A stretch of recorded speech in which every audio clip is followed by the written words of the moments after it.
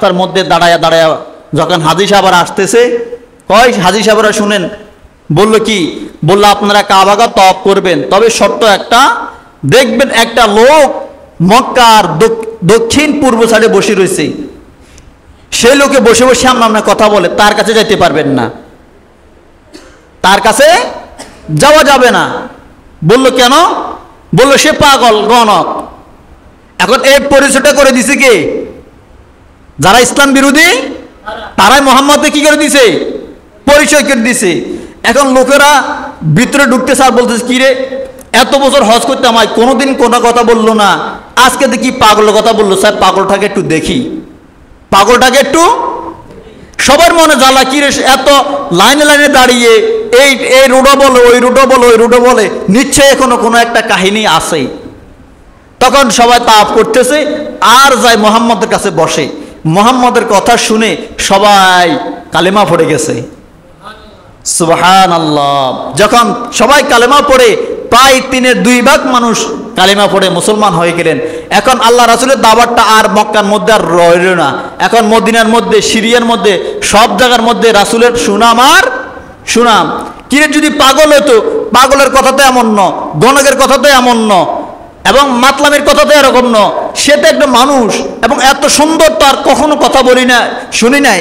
তিনি যে কিতাব পড়তেছে, এই কিতাব তো আমরা আর কখনো শুনি নাই।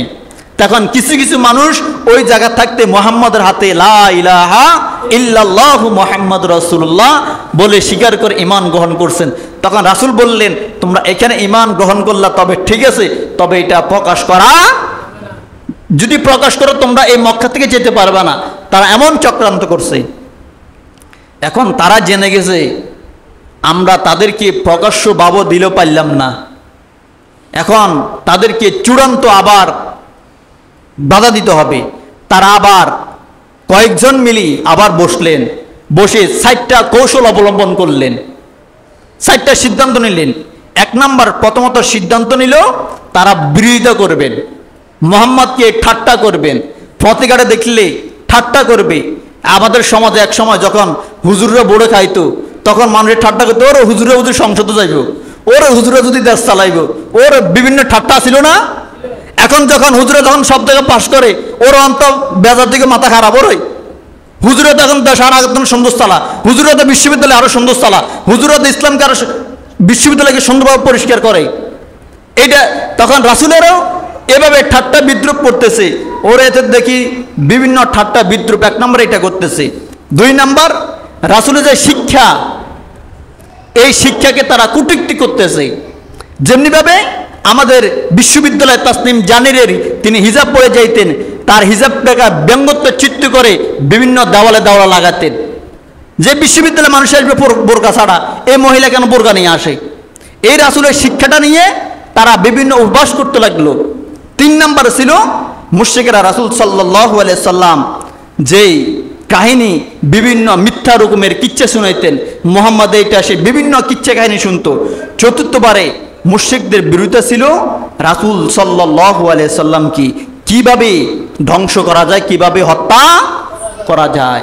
তেমনিভাবে যুগ যুগে প্রথমে মানুষের চক্রান্ত হলো, তাকে ঠাট্টা করবে, বিদ্রুপ করবে, তারপরে আলেমদেরকে জেলে ভরবে, দেখলো যে জেলে ভরও ভরা যাবে না, তাকে ফাঁসি দিয়ে দেশ থেকে বিতাড়িত।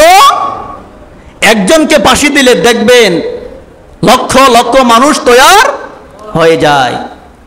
তেমনিভাবে আমরা অনেকে জানেন, ছোট্টবেলা যখন শুনেছি সাইদি সাহেব থাকতে কোনো বক্তা দেশে এত ছিল, এত নাম করা বক্তা ছিল না।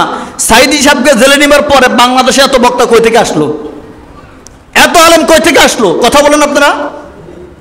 আমি যখন ক্লাস 1-2-তে পড়ি, শুধু সাইদি সাহেব, তারেক মনোয়ার, লুতুর রহমান, আজুল ইসলাম জিহাদির 2-1 আলেমের বক্তব্য ছাড়া, ওয়াজ ছাড়া কারো আর শুনতাম না। 10 সাল 12 সালের পর থেকে, সাইদি সাহেবকে জেলে নেওয়ার পর থেকে এত আলেম, এত ওয়াইজ বাড়িছে দেশে, আমার মনে হয় না আর কোনো বিশ্বের মধ্যে এত বক্তা হয় নাই। এই বিরোধিতা করার কারণে তখন রাসূল সাল্লাল্লাহু আলাইহি সাল্লামকে তারা কোনোভাবেই কোনো কিছু করতে পারে না।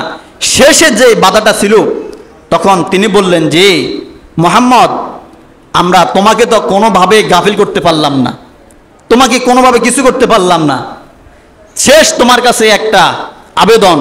কি আবেদন? আমরা 15 দিন তোমার রবের ইবাদত করব, আর তুমি 15 দিন আমাদের রবের ইবাদত করবা। যার রব ভালো আমরা সেই রবের ইবাদত করব। তোমার রব যদি তোমার উপরে সন্তুষ্ট হয়, আমাদেরকে ভালো জানে, তাহলে আমরাও তার ভালো চাবো। আর আমাদের রব, আমাদের খোদাগুলি যদি আমাদেরকে ভালো জানে, আমরাও তার ভালো জানবো। তখন আল্লাহ রাব্বুল আলামিন সূরা কাফিরুন নাজিল করলেন, কুল ইয়া আইয়ুহাল কাফিরুন, কুল হে নবী বলে দিন, ইয়া আইয়ুহাল কাফিরুন, কাফেরদেরকে বলে দাও, লা আ'বুদু মা তা'বুদুন, আমি তাদের ইবাদত করি না যাদের ইবাদত তোমরা কাফের মুশরিকরা করো। ওয়ালা আনতুম আবিদুনা মা আ'বুদ, আর না তোমরা তার ইবাদত করো যার ইবাদত আমি করি। তোমরা যার ইবাদত করো, আমি যা তার ইবাদত করি, আমার সঙ্গে তোমরা তার ইবাদত করো। ওয়ালা আনা আবিদুম মা আবাদতুম, আর না আমি তাদের ইবাদত করব যাদের ইবাদত তোমরা করতে আছো। আমিও তোমাদের সঙ্গে তোমাদের ইবাদত করব, কিন্তু তোমরা আমাকে লা ইলাহা ইল্লাল্লাহ, এক আল্লাহকে স্বীকার করতে হবে, এক আল্লাহর উপরে ঈমান আনতে হবে। এই যে কাবা ঘরের মধ্যে যে 360টা মূর্তি আছে, এই সব মূর্তির কোনো ইবাদত করা যাবে না। যে আল্লাহ রব্বুল আলামিন আমাদেরকে সৃষ্টি করেছেন, ওই আল্লাহ রব্বুল আলামিনের ইবাদত করতে হবে। ওয়ালা আনতুম আবিদুনা মা আ'বুদ, আর তোমরা আমার সঙ্গে ঈমান এনে একমাত্র আল্লাহ রব্বুল আলামিনের ইবাদত করো। লাকুম দীনুকুম ওয়ালিয়া দীন, আর আমার সঙ্গে যদি তোমাদের মত বিনিময় যদি ভালো না লাগে, তাহলে তোমার ধর্ম তোমার কাছে বড়, আর আমার ধর্ম আমার কাছে সবচাইতে উত্তম। তোমরা তোমাদের ইবাদত করো আর আমি আমাদের ইবাদত করি, আমাকে এত ডিস্টার্ব করার কোনো প্রয়োজন নাই। সম্মানিত হাজিরিন, তাহলে ইসলামের এই যে জুলুম নির্যাতন, তখন কাফেররা চিন্তা করলো এভাবেও হারানো যায় না, এভাবেও হারানো যায় না। তখন কি করলো তারা? সমাজের মধ্যে যারা প্রভাবশালী তাদের উপরও তাদেরকে একভাগ করছে, যারা একবারে নিম্ন শ্রেণীর তাদেরকে একভাগ করছে। কাফেররা শেষ পর্যন্ত যারা দুর্বল শ্রেণীর ইমানদার তাদেরকে ধরে ধরে ধরে ধরে বিভিন্ন অত্যাচার নির্যাতন করলেন। কারো হাত কেটে দিলেন, কাদেরকে আগুনে জ্বালাই দিলেন, কাদেরকে আবার বালুর মধ্যে টানাতে লাগলেন। এভাবে অত্যাচার নির্যাতন যখন 46 বছর শেষ হয়ে গেলেন, 45 বছর আমাদের আগামী জুমার আলোচনা